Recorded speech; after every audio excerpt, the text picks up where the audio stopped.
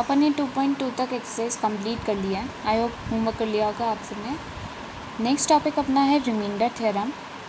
Remainder theorem वैसे आप बचपन से पढ़ते आए हैं। लाइक फॉर एग्जांपल अगर मैं बोलूँ कि 15 को मैंने 6 से डिवाइड किया है, 15 इज़ डिवाइडेड बाय 6। ओके, तो 15 को 6 से डिवाइड अगर मैं करती हूँ तो मेरे पास क्या आता है, ये आता है। यानी इसको 15 को मैं क्या लिख सकती हूँ, 6 इंटू 2 12, यानी divisor into quotient plus remainder. ऐसे लिखा जा सकता है डिविडेंड को, divisor into quotient plus remainder. ठीक है, तो ये डिविडेंड है, डिविज़र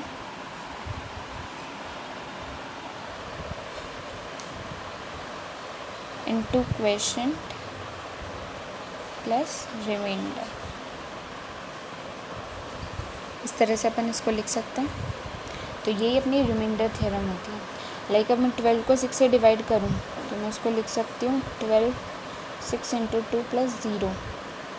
ठीक है, ये कम्प्लीटली डिविजिबल है, इसलिए रिमाइंडर 0 हो गया। अब अपन को सेम करना है पॉलिनोमियल्स में। लाइक मैंने एक एग्जाम्पल ले लिया 2x³ plus x square plus x. इसको डिवाइड करना है x से, इस पॉलिनोमियल को डिवाइड करना है x से। तो आप क्या करोगे, 2x³ plus x square plus x divided by x। अब आपको पता है यहाँ प्लस साइन है, इसलिए आप इन सबको अलग अलग कर सकते हो। लाइक किस तरह से, 2x³ को डिवाइड कर दिया x से, ये भी इससे डिवाइड होगा, फिर प्लस साइन आ जाएगा, फिर एक्स स्क्वायर डिवाइड होगा x से, क्योंकि ये सबके नीचे कॉमन है, डिवीजन में कॉमन है, इसलिए सब नंबर डिवाइड हो रहे हैं, क्योंकि वो प्लस में अलग अलग कर सकते हैं। ठीक है, अब आपको पता है ये सब डिवाइड हो रहे हैं, एक x से एक x कट जाएगा तो बच जाएगा 2x स्क्वायर। सिमिलरली यहाँ एक x से एक x कट जाएगा तो बच जाएगा x की पावर 1, दैट इज़ x, और x से x कट के 1 बच जाएगा। तो अपने पास आंसर क्या आ जाएगा, प्लस x प्लस 1। यानी इस पॉलिनोमियल को x से डिवाइड करूँ तो मेरे पास आंसर ये आता है। ठीक है, अब आप देखो इसको क्या लिख सकते हो, आपने इस पॉलिनोमियल को इससे डिवाइड किया 2x square plus x plus 1 से। ठीक है, तो आपके पास आंसर आ जाएगा x। ठीक है, यहाँ पे x क्वेश्चन करते ही ये आ जाएगा सॉल्व होके पूरा। सिमिलरली ऐसे भी लिख सकते थे आप इसको, x से डिवाइड किया तो 2x³ plus x square plus x से, तो आंसर आ गया 2x square plus x plus 1।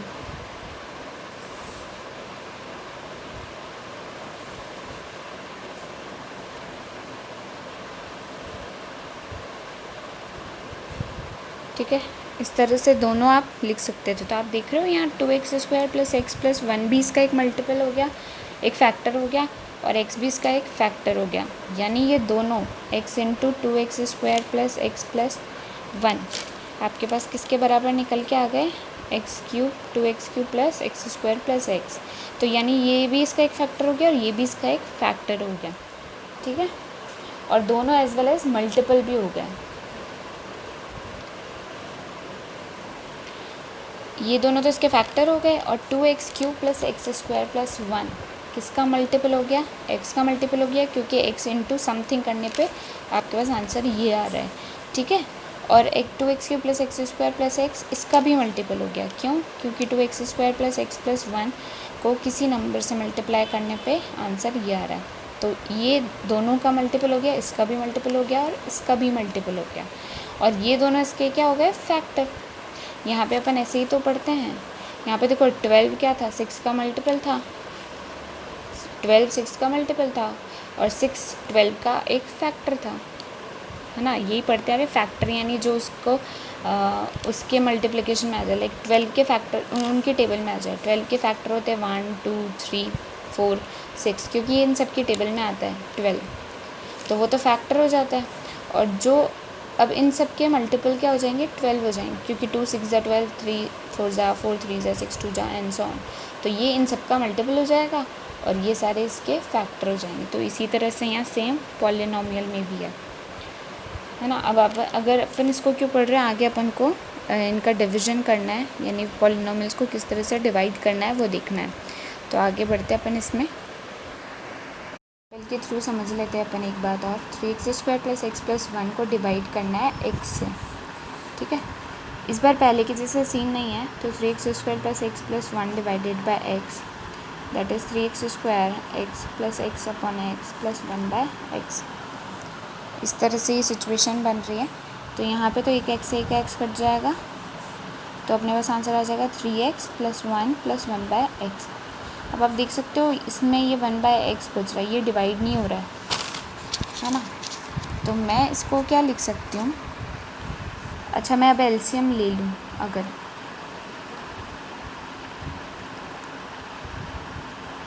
मैं इसको किस तरह से लिख सकती हूँ, एलसीएम लेकर अगर आप देखो तो x into 3x plus 1 plus 1 divided by x, ये इसका एलसीएम आ जाएगा, है ना। इस तरह से लिख सकते हो इसको।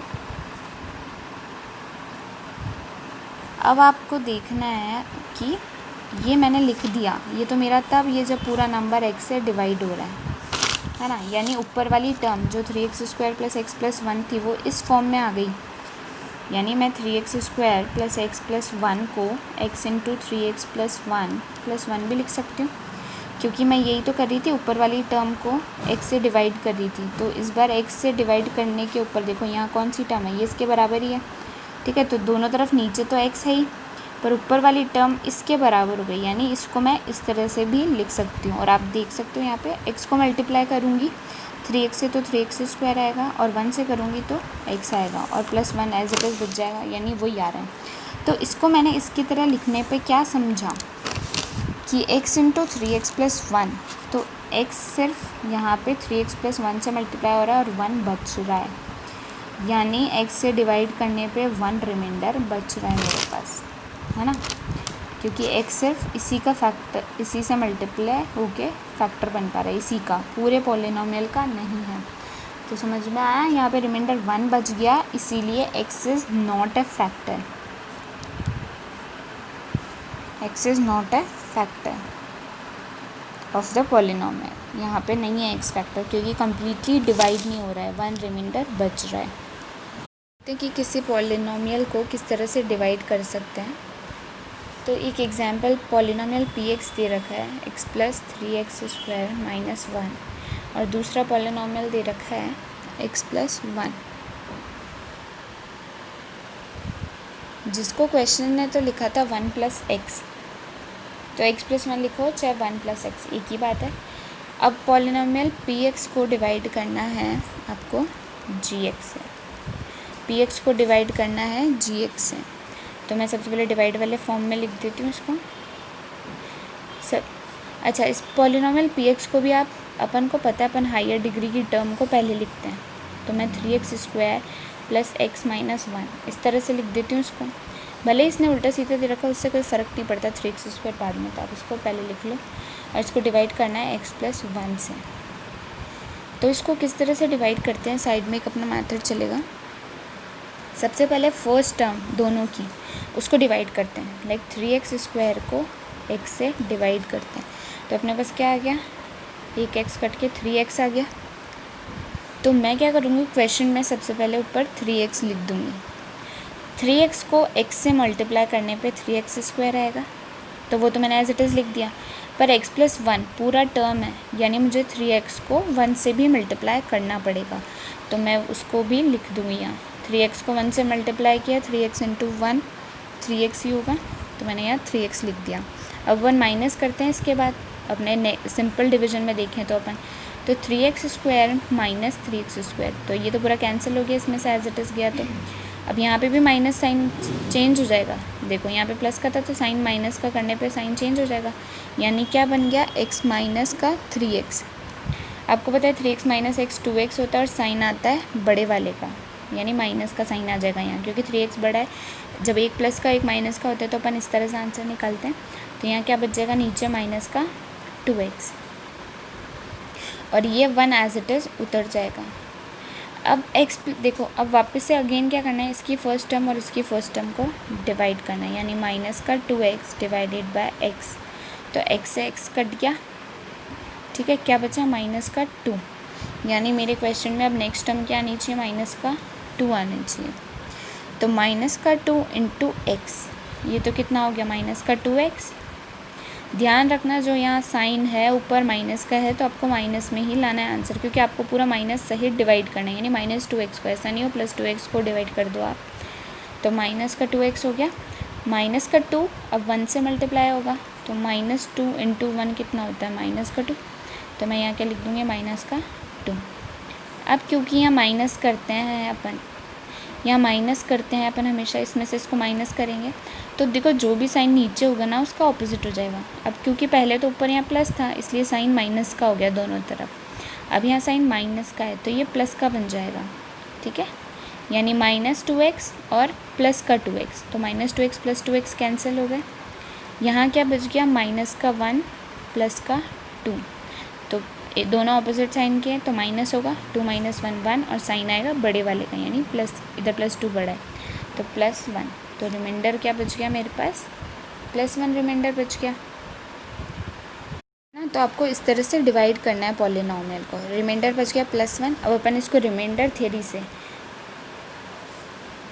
कैसे लिख सकते हैं, डिविडेंड, यानी डिविडेंड कौन सा हो गया अपना 3x² + x - 1 = divisor that is x + 1 into quotient that is 3x - 2 plus remainder, यानी इस फॉर्म में आप इस पॉलिनॉमियल को एक्सप्रेस कर सकते हो, ठीक है।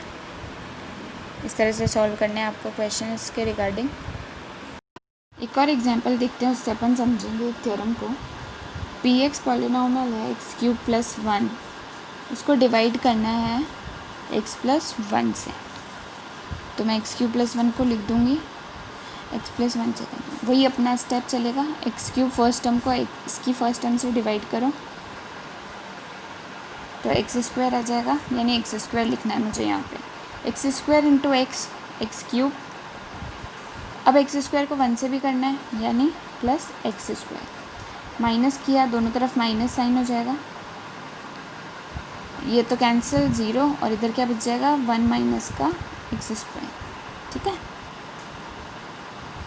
अब देखो क्योंकि 1 - x² बच रहा है, इसको अपन उल्टा लिख सकते हैं कि माइनस का x² + 1, इसको मैंने उल्टा लिख दिया। अब मैं इसको आगे सॉल्व कर लूँगी फर्दर, क्योंकि मुझे फर्स्ट टर्म को डिवाइड करना है। देखो यहाँ मैं 1 को डिवाइड करती है x से, वो तो सेंस नहीं होता, क्योंकि मेरे पास ये टर्म बड़ी डिग्री की है x, है ना, तो फर्स्ट इसको आना चाहिए, तो पहले इसको लिखूँगी उसके बाद डिवाइड करूँगी। तो माइनस का x² को मैंने डिवाइड कर दिया x से, तो मेरे पास आंसर आ गया -x आ गया, ठीक है। माइनस का x मैंने फिर ऊपर लिख दिया, तो -x × x क्या बन गया मेरे पास -x², और ये -x × 1, तो -x × 1 कितना होता है -x, तो -x आ।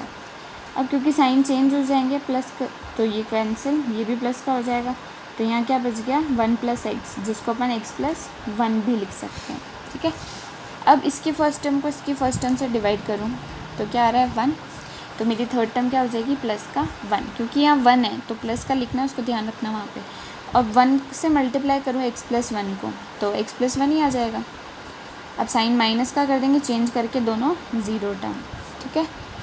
यानी आप क्या देख रहे हो x + 1 से डिवाइड करने पे जो है रिमाइंडर 0 आ रहा है, ठीक है। तो इसका मतलब देखो इससे एक अपन थ्योरम समझने वाले हैं कि x + 1 जो है इसका एक ज़ीरोज़ ऑफ द पॉलिनॉमियल है ना, और x + 1 को 0 रख के बराबर रख दे तो क्या आ जाएगा x = -1, यानी मैं अगर x = -1 रख दूँ, है ना, मेरे पॉलिनॉमियल में x = -1 रख दूँ तो मुझे रिमाइंडर 0 मिलना चाहिए, क्योंकि x + 1 के लिए वो रिमाइंडर क्या दे रहे हैं डिवाइड करने पे 0 दे रहा है।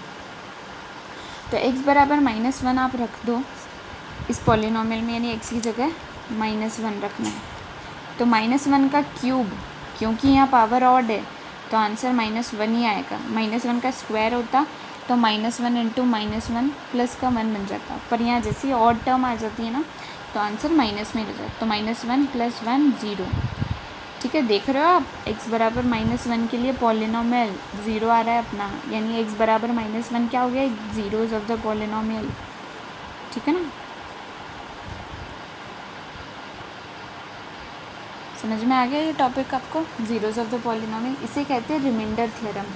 तो कभी भी आपको दे रखा हो ना कि x+1 ये इसका कंप्लीट डिवाइड करता है, तो इसको 0 के बराबर पुट कर दो, जो वैल्यू आ रही है उसको इसमें रख के देखो, वो आंसर 0 आना चाहिए। चलो ये तो तब जब अपन को पता है ना। इसके अलावा अगर पता नहीं हो अपन को तब क्या करना है, यानी बिना क्लैरिफाई करे इसके एक दूसरे से किस तरह से निकालना है कि रिमाइंडर क्या आएगा, वो पढ़ेंगे अपन नेक्स्ट रिमाइंडर थ्योरम। तो ये तो था जब 0 आता है रिमाइंडर, तो उससे आप उसका एक ज़ीरो ऑफ द पॉलिनोमियल निकाल सकते हो। पर कभी कभी आपको ये दे देगा कि इससे डिवाइड करना है और फिर निकालो कि रिमाइंडर क्या होगा, यानी ज़रूरी नहीं है ना हर बार रिमाइंडर 0 है। तो ये तो तब का केस है जब रिमाइंडर 0 आता है। तो नेक्स्ट क्लास में अपन पढ़ेंगे जब रिमाइंडर 0 नहीं आता है तो किस तरह से सॉल्व करते हैं उसको, यानी उसका ज़ीरोज़ ऑफ द पॉलिनोमियल निकालने बोले या उसका रिमाइंडर निकालने बोले कि एक ज़ीरोज़ ऑफ द पॉलिनोमियल दे दिया और बताओ रिमाइंडर क्या होगा, तो वो पढ़ेंगे अपन नेक्स्ट क्लास में। Okay, thank you.